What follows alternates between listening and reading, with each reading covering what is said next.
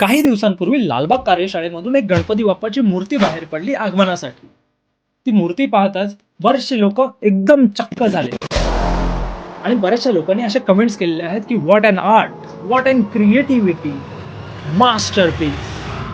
पण मला सगळ्यांना एक प्रश्न विचारावासा वाटतो, हा नक्की जो मास्टरपीस बनवला गेलाय असा आपला बाप्पा दिसतो का हो? मला तर वाटत नाही.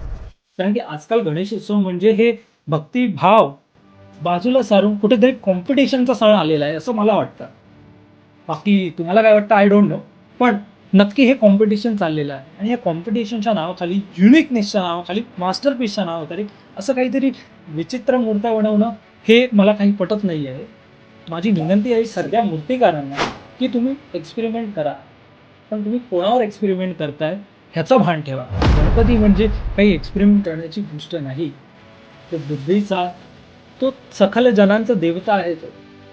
आणि आपण त्याच्या बाबतीत असं काहीतरी करणं की त्याची विटंबना केल्यासारखं आहे. पण असं काहीतरी त्याला विचित्र रूप देणं हे योग्य वाटत नाही.